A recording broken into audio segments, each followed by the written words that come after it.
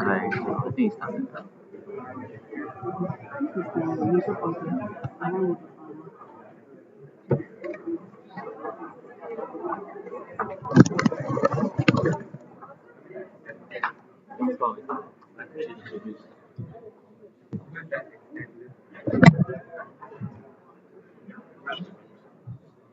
Okay, so hello, I am Marcus from Invest 41.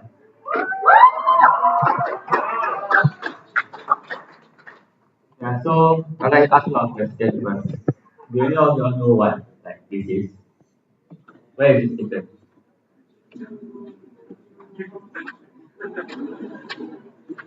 Anyone?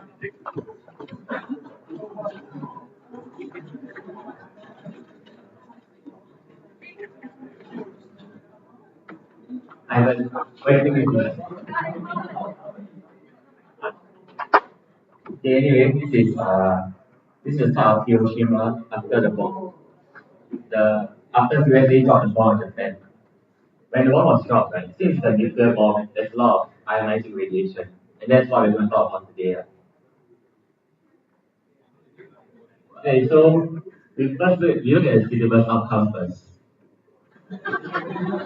right? So we are supposed to discuss qualitatively the effects, both direct and indirect, of ionizing radiation on living tissues and cells. Okay, so this is the TYS question from 2016. It says, explain why, although the cause rates are too low for the radiation to cause immediate symptoms in the students, careful shielding of the source is necessary. So after today, we should be able to answer this question. So we have a lecture outline. But, calm down, guys. So first we'll talk about what ionizing radiation is, to give you some background info. Then we'll talk about the effects of ionizing radiation, and then we'll talk about what safety precautions we can take to protect against ionizing radiation. Okay, so what is ionizing radiation? Energy emitted from a source is known as radiation, right? So ionizing radiation refers to radiation that has enough energy to strip electrons from an atom, thus producing free electrons or ions. Ionizing radiation can be made up of EM radiation or nuclear radiation. Nuclear radiation will be taught in the next lecture. It's on page 5 of the lecture notes. But brief is, but just understand that all nuclear radiation is considered ionizing radiation. On the other hand, EM radiation is only ionizing at the upper end of the frequency spectrum. So like X-rays, gamma rays, etc.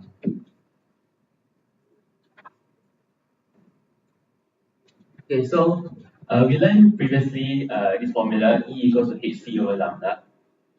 So we can see that as the wavelength of the wave decreases, the energy of the waves will increase.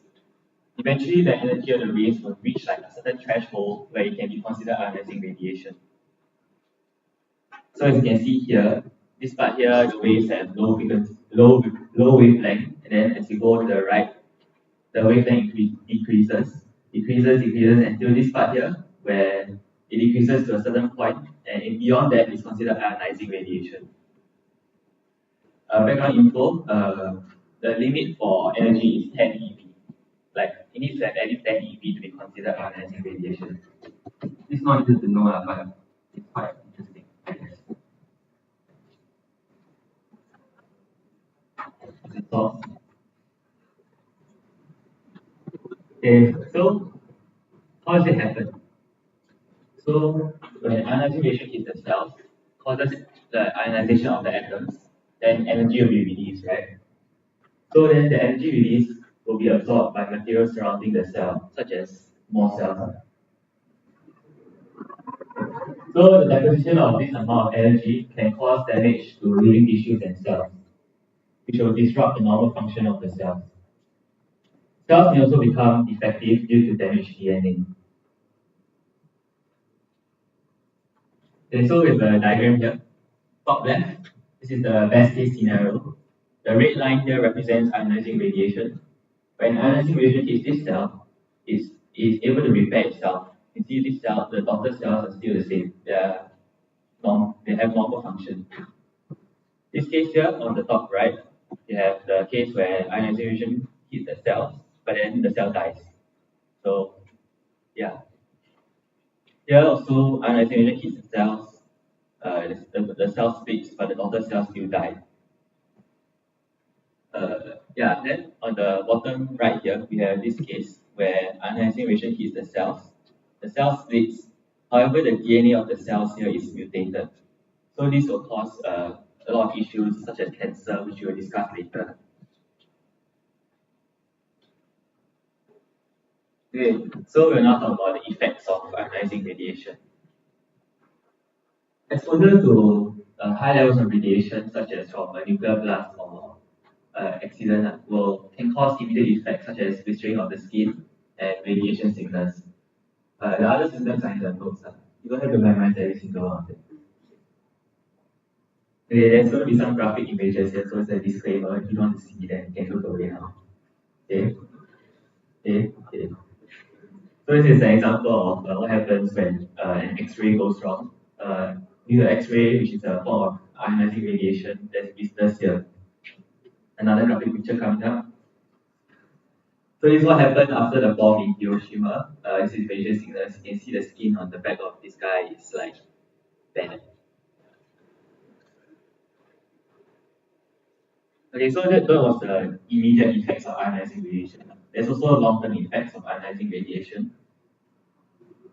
So it can cause long-term effects such as anemia, cancer, and genetic mutation, like we saw earlier in the diagram. Yeah, because of the damage to the cell DNA, it can mutate and cause issues. The other symptoms are also in the lecture notes. Okay, so how do we prevent these issues then? We can actually classify preventive measures into two parts. First one is when you're working in the field, for example, when you're working at like nuclear power plants, and the other one is when you're working in the laboratory, like the science lab. Okay, so if you're working in the field, right, you should store radioactive material in lab containers. Does anyone know why we should store in lab containers? Why lab? Any guesses?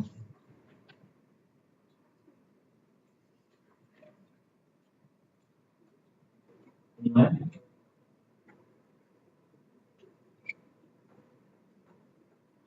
Anyway, because that is very dense, so it's able to stop a lot of radiation from passing through it.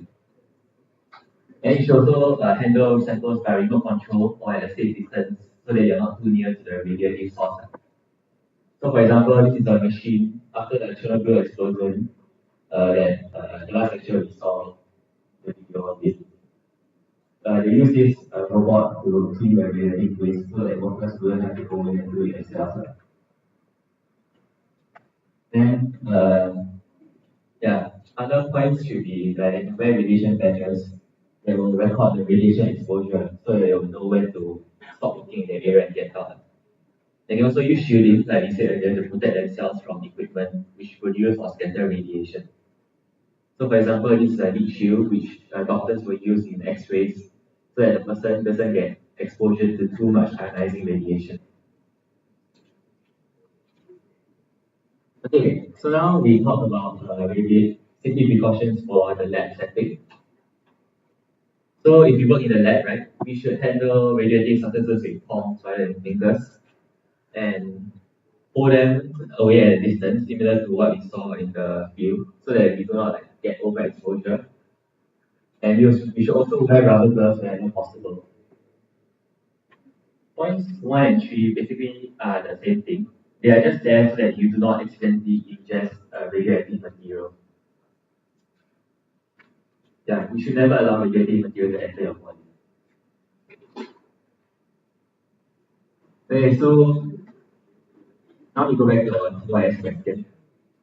Right, so why do we need to shield the source even though the con rates are low? So it's because even though it causes no immediate symptoms, right? they are still the ionizing radiation is still able to penetrate skin and cause structural damage to the DNA. This will then lead to longer term medical problems such as cancer. Okay, and move on. Okay. So it's a mind that I made to like summarize this stage. So basically, if you have radiation, you want to find out whether it's ionizing radiation or not. You first check whether it's nuclear radiation. If it's nuclear radiation, it's ionizing radiation. And if it's not nuclear, it is EM. You check whether the radiation is high UV, X-rays, or gamma rays. Yeah. High UV basically means like the upper end of the ultraviolet range. So if it's not any of these, it's considered non-ionizing and relatively safe.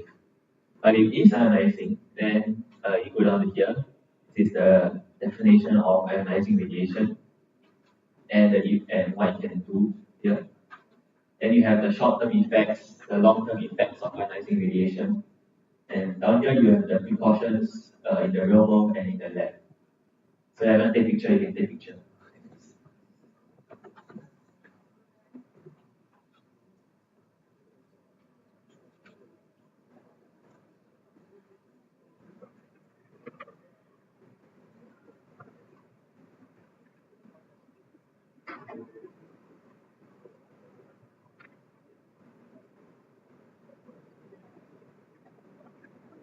No.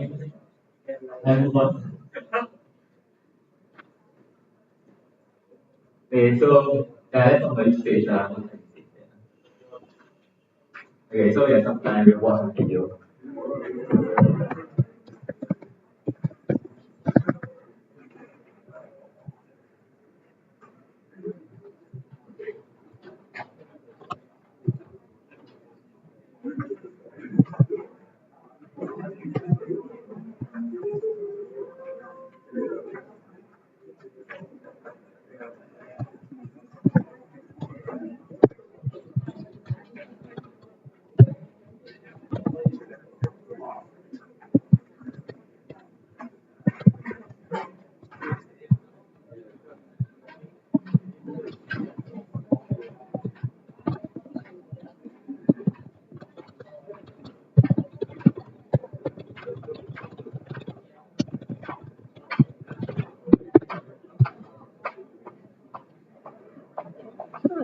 Video.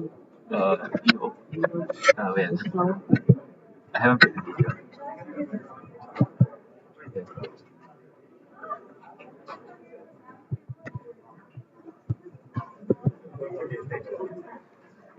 What song?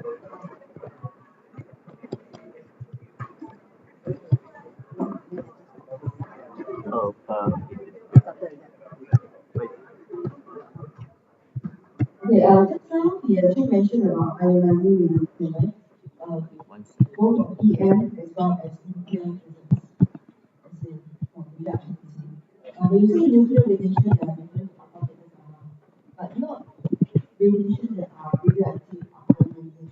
So we actually see extra, which you cannot find in the books here, that is higher end of the EM radiation are also radioactive. These are information which interesting to me. So I actually asked him to do some research and share whatever he's passionate about. So this extra information that we have. So we've got some issues with the time. Cannot play. Wait. Why how is different? Wait.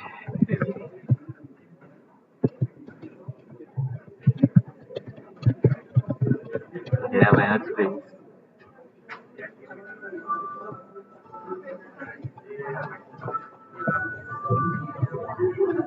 Okay, never mind. Something I call play with you just now. We will not say if you have time.